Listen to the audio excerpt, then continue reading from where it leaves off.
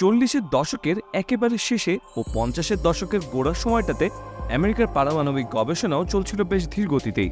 ওদিকে বিশ্বযুদ্ধের দামামা বেজে গেছে। তবে আমেরিকা তখনও বিশ্বযুদ্ধের বাইরে। জার্মানি আর জাপানের অক্ষশক্তির বিপক্ষে লড়ছে মিত্রশক্তির দেশগুলো। তাদের বিশেষ কিছু একটা করার ছিল না মার্কিন প্রেসিডেন্ট রুজভেল্টের।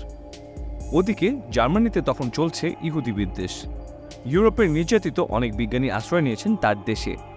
তাদেরই মধ্যে একজন হঠাৎ চিঠি লিখে বসল তাকে।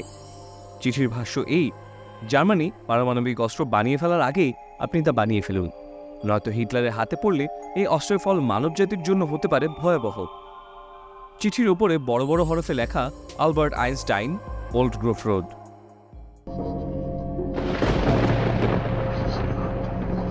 বিখ্যাত বিজ্ঞানীর চিঠির গুরুত্ব বুঝতে পেরেছিলেন প্রেসিডেন্ট রুজভেল্ট। এরপর 1941 সালের জুন মাসে রুজভেল্টের নির্দেশে সায়েন্টিফিক রিসার্চ এবং ডেভেলপমেন্ট দপ্তরের মাধ্যমে ন্যাশনাল ডিফেন্স রিসার্চ কমিটি গঠিত হয়। এতদিন দর্শকের ভূমিকায় থাকা যুক্তরাষ্ট্র এবার নামে যুদ্ধের ময়দানে সরাসরি যুদ্ধ ঘোষণা করে বসে জাপান আর জার্মানির বিরুদ্ধে।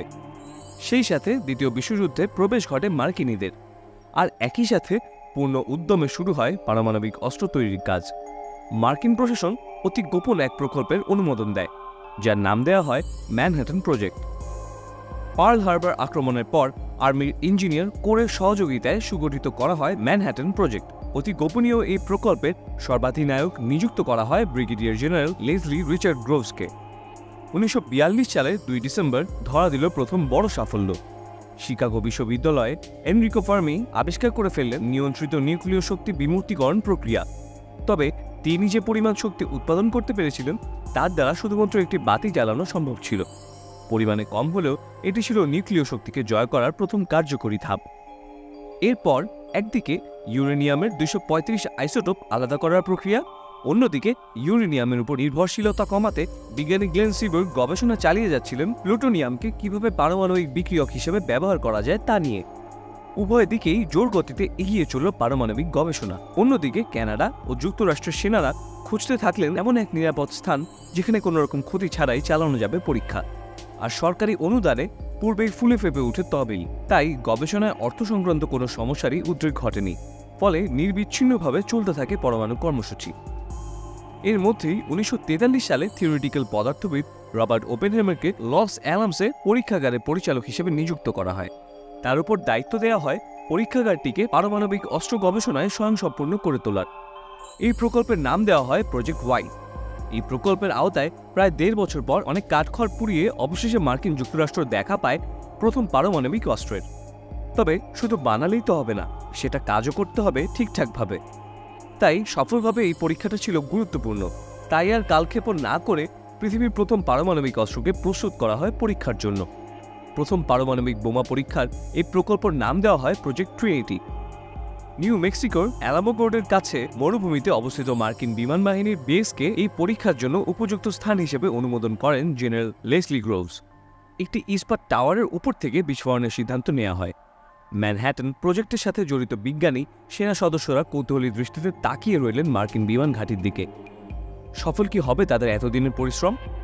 অবশেষে এলো মহেন্দ্রক্ষণ। 21,000 টন TNT বিস্ফোরক সমতুল্য বিশ্বের প্রথম পারমাণবিক বোমা সফলভাবে বিস্ফোরিত হল।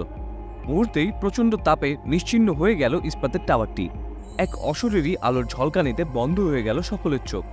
পর মুহূর্তেই মনে হলো যেন আগুনের একটি বিশাল বল আকাশ ফুঁড়ে উপরে উঠে যাচ্ছে। সেই সাথে 40,000 ফুট মাশরুমের মতো মেঘে ছেয়ে গেছে চারপাশ। অবাক চোখে তাকিয়ে মানবজাতির গুটি কয়েক সদস্য সেদিন সাক্ষী হলেন এক ধ্বংসাত্মক অস্ত্রের। বিস্ময় আর আতঙ্কে মানবজাতি দেখল তার বিনাশের হাতিয়ার আজ চলে এসেছে তাদের হাতে। এর পরের ইতিহাসটা সবারই জানা। দ্বিতীয় বিশ্বযুদ্ধে অত্যধিক ক্ষয়ক্ষতির কারণে জার্মানি আত্মসমর্পণে রাজি হয়। অন্যদিকে কিছুতেই বাগে আনা যাচ্ছিল না জাপানকে। আত্মসমর্পণে অস্বীকৃতি জানায় তারা। অন্যদিকে আবার পার্ল হারবারের হামলার একটা ক্ষোভ যুক্তরাষ্ট্রের ছিলই। তাই দুয়ে 4 মিলিয়ে পৃথিবীর প্রথম পারমাণবিক বোমার শিকারে পরিণত হয় জাপান। 6 অগস্ট জাপানের হিরোশিমা নগরীতে আছড়ে পড়ে পৃথিবীর দ্বিতীয় পারমাণবিক বোমা লিটল বয়। মুহূর্তেই ধ্বংস হয়ে যায় শহরটি। এর 3 দিন পর 9 আগস্ট নাগাসাকি শহরের উপরে নেমে আসে পৃথিবীর তৃতীয় পারমাণবিক বোমা ফ্যাটম্যান।